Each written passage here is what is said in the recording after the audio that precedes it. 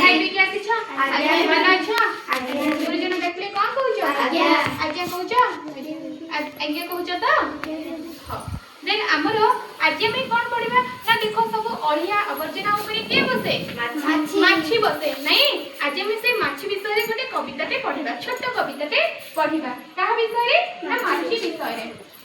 ଆମେ ସବୁ ମାଛି, ଆମେ ସବୁ ମାଛି, ଆମେ ସବୁ ମାଛି, ଆମେ ସବୁ ମାଛି, ଅଳିଆ ଗଦା ଝାଡା ବାନ୍ତି, ଅଳିଆ ଗଦା ଝାଡା ବାନ୍ତି, ଅଳିଆ ଗଦା ଝାଡା ବାନ୍ତି, ଅଳିଆ ଗଦା ଝାଡା ବାନ୍ତି, ପଶୁ ବାଛି ବାଛି, ପଶୁ ବାଛି ବାଛି, ଅଳିଆ ଗଦା ଝାଡା ବାନ୍ତି, ଅଳିଆ ଗଦା ଝାଡା ବାନ୍ତି, ପଶୁ ବାଛି ବାଛି, ପଶୁ ବାଛି ବାଛି, ଆମେ ସବୁ ମାଛି, ଆମେ ସବୁ ମାଛି, ଆମେ ସବୁ ମାଛି, ଆମେ ସବୁ ମାଛି, କୁରୁମି ରୋଗ ଝାଡା ବାନ୍ତି, କୁରୁମି ରୋଗ ଝାଡା ବାନ୍ତି, କୁରୁମି ରୋଗ ଝାଡା ବାନ୍ତି, କୁରୁମି ରୋଗ ଝାଡା ବାନ୍ତି, ବିହନ ଦେଉଛି ଛି, ବିହନ ଦଉଛି ଛି, ଆମେ ସବୁ ମାଛି, ଆମେ ସବୁ ମାଛି, ଆମେ ସବୁ ମାଛି, ଆମେ ସବୁ ମାଛି, ଆମେ ସବୁ ମାଛି।